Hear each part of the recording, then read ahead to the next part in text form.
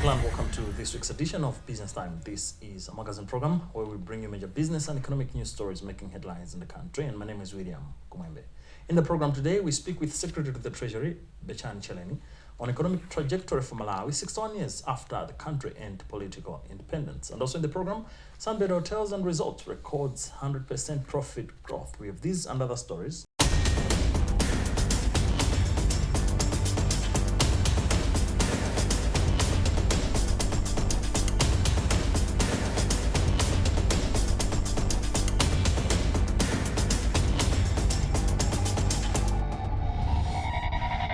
Hello and welcome. This is Business Time, and we start our program with the main story. Secretary to the Treasury Betchani Tchereni has said the country is on the right track in achieving true economic transformation, but it requires patience and mindset change. In an exclusive interview reflecting on Malawi's 61 years of independence, Tchereni said Malawi has struggled to fully experience and exercise its economic autonomy due to what he described as a dependency syndrome on foreign actors and ideas. Tchereni said the government is banking on youth-led production and the agriculture, tourism, mining and manufacturing strategy to drive long-term transformation. He spoke with our journalist, Benedetta Jiwandamia. The ECF program, the way it was designed in such a way that if you don't get to arrive or to conclude a program review after certain or after a certain period, then it automatically lapses. So there's nothing like ECF crashes. There's nothing like ECF has been terminated. No, it has just naturally lapsed because we couldn't agree on certain parameters that should have actually led to the conclusion of a review process, the first review process. We couldn't agree because of a number of reasons. So what we are saying is that as it stands right now, the program which the Malawi government has been running together with the IMF, which we called the Extended Credit Facility, that program is no longer running. That's all that we are saying. Now, what are these reasons that you could not agree? There are many. You see, when you have a program like the ECF, you are actually saying you are agreeing to certain issues. For example, in terms of expenditure, you're saying that this is going to be our level of expenditure. In terms of levels of money supply, exchange rate, pricing of certain commodities, this is how we are going to do the pricing. Maybe it's fuel, maybe it's your exchange, the foreign exchange, maybe it's your electricity, water and other things. You agree to what are referred to as structural benchmarks. In other words, these are qualitative aspects that you agree that as a country you are going to undertake. There are the quantitative aspects and the qualitative aspects. In terms of quantitative, now you're looking at the monetary policy issues, i.e., what is going to be the level of interest rate, what is going to be your pricing of foreign exchange, i.e., the foreign exchange rate, what is going to be your level of money supply, what is going to be your stock of foreign exchange accumulation. In terms of the fiscal side, what is going to be your revenue generation levels, how are you going to be spending, what is going to be your level of spending, who are you going to recruit, you are not going to recruit, and many other things. So you agree to that as the quantitative part. In terms of the qualitative aspects, you also agree to some. So there are a number that you have to agree to. For example, one of the structural benchmarks would have been that we should pass certain laws related to revenue generation, laws related to, or laws or policies related to maybe tax issues as it relates to VIPs and other things. So we looked at all those things. We said, okay, fine, this we can do, this we can't do, this we can do, this we can't do. Those things which we felt that we were not going to do, our colleagues, they thought that we must do if a review is going to happen. And we said, no, for us, we think we can't do. I'll give you a few examples. good people, if you are going to have a review, just to make sure that you don't spend beyond this level. Now, that beyond that level, they are telling you when, in fact, you should be increasing salaries based on what is happening on the ground. Inflation is quite high. It means that the the salaries as they were, they could not really make people afford a basic minimum for their livelihoods. But then you are being told you cannot increase or raise those salaries. And then you're also being told that in order for you to check the salary or what you call the wage bill, then you do not recruit. But you know that we need many teachers, not just more, but many teachers, qualified ones. We need police officers, nurses, doctors, forest specialists. We need as many people to recruit. As we are right now, we are running the country with not as many specialists as we should have, because we can't afford, maybe. But then where we think that we need to recruit those teachers, our belief has been that let's recruit those doctors. We have believed that we should recruit the nurses also. So those are some of the areas that we were failing to agree, because our numbers would not be seen to be amenable with what the ECF program provided. So also the realisticness of some of the assumptions, we thought that maybe we could come up with a much more realistic ECF program. As this one was, it wasn't as realistic. Or is set for the commissioning of a $100 million solvent extraction plant and cooking oil refinery built by Bakresa Malawi Limited in Blantyre. This represents one of the country's largest industrial investments in recent years, with a promise to transform Malawi's agricultural value chain by purchasing 150,000 tons of soybeans annually. The state-of-the-art facility has a daily capacity to process 500 tons of soybeans and will produce cooking oil and soy cake. Now, for an insight, our journalist Chimwemwe Mangazi caught up with Bakresa, one of the officials at Bakresa, Richard Cheleko, for an insight. As a company operating in Malawi, we have been scanning the environment. Again, we are aware of the government economic and the development policies, like the Malawi 2063, the 80mm strategy, as well as the economic special economic processing zone says.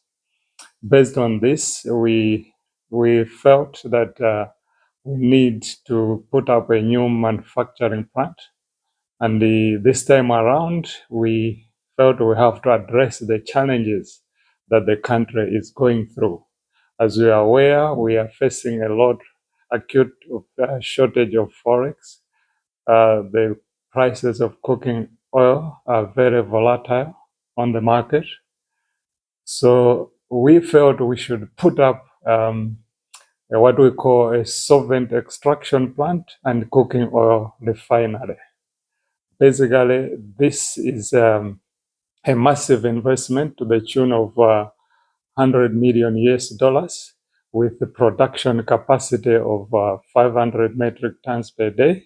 That is soya crushing, and the production of 100 tons of cooking oil per day. So our business model basically is we'll be using locally available raw materials, because we feel like, according to the National Export Strategy 2, which is running up to 2026, the government is encouraging that we should be a producing nation and be able to export high value added products. So the soya will be crushed, and from there we'll be able to produce so many high value added products like soya meal, which will be exported in the SADC region and other international markets. We'll be able to generate the much needed forex for the country. Most importantly, this manufacturing complex will be able to bring in what we call import substitution. Because as you know, we're using soya. We believe that we will not be importing this. We have to buy locally. So we are, in a way, lessening the burden on forex At the same time, we will be providing with our local farmers readily available market. Basically, as one of the CEOs of Ford said, a country cannot develop in the long term without a strong and a vibrant manufacturing base. This massive solvent extraction and cooking oil plant refinery will be able to bring a lot of economic benefits to the country, ranging from job creation. With this factory, we envisage that we'll create direct employment of about 500 local Malawians initially, and the number can be scaled out depending on production. Number two, this project or this factory, which will be launched tomorrow, will be able to provide readily available and reliable market for smallholder farmers for soya bean. Let me tell you this, the soya market in Malawi is not structured. And the production or the yield capacity is not fixed. It depends on the way the farmers think, because there is no market. You agree the other years the price for soya can fetch good prices, the other years can go down. Why is this so? Because it's mostly depending on the international market volatility. With this factory in Malawi, it's one of the largest in Africa actually, the farmers should be assured that there is readily available market at Bakresa. We'll be buying at competitive prices. Another economic benefit is that this factor will be a game changer in the stabilization of the cooking oil prices on the market. Basically, our strategic thinking is that the cooking oil prices will drastically reduce, depending largely on the demand, supply, and availability of soya in Malawi. You see the prices of cooking oil are very volatile because of the international market prices. So if as a country we produce enough volumes of soya, it means we'll be able to buy and be able to crush and produce our own cooking oil in Malawi. So the supply will be more and the prices eventually will be stabilized. Another most important benefit of this project is that it will be able to generate the much needed forex. You know, the issue of forex in Malawi is more to do with the lack of exporting. We are not exporting more as compared to what we are importing. So our balance of trade gap is very narrow. We think with this project, with this manufacturing plant, we'll be producing soya cake and other high value added products like lecithin, which will be exported to international market.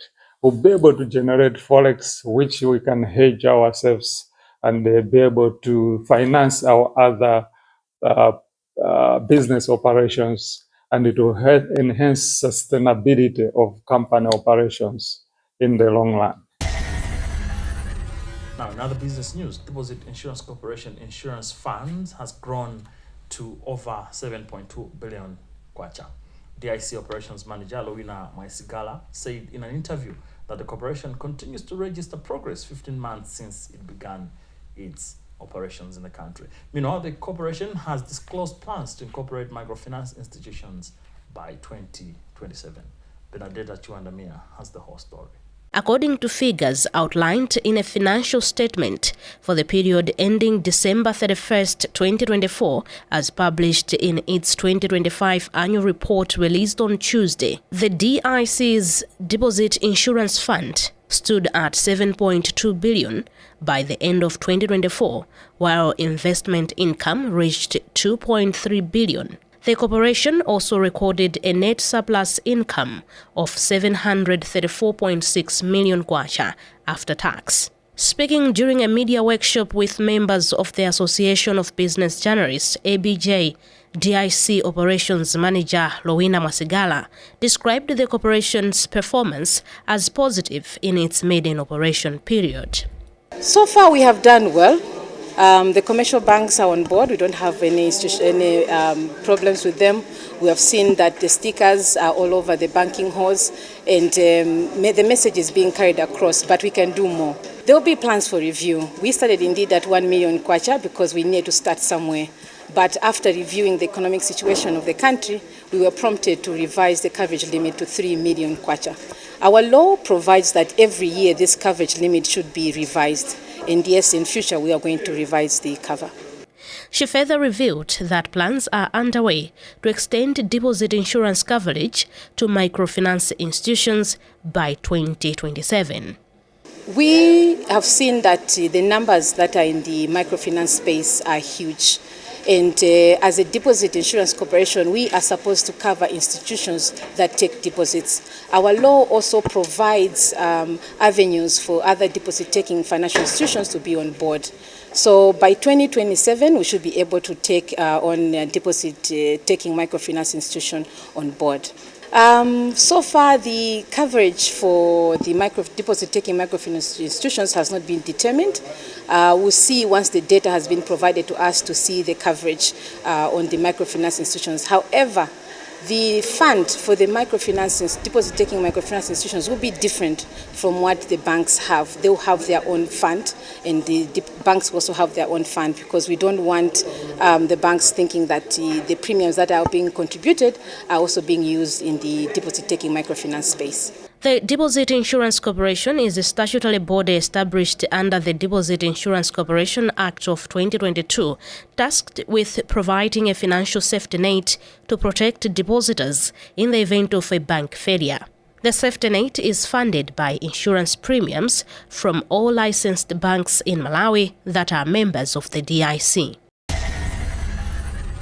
Well, with that story, we've also come to the end of today's edition of the program Business Time, a magazine program where we bring you major business and economic news stories making headlines in the country. On behalf of the entire production team, my name is William Kumwembe. Thank you for watching, but always remember, if it doesn't make money, then it doesn't make sense. Goodbye for now.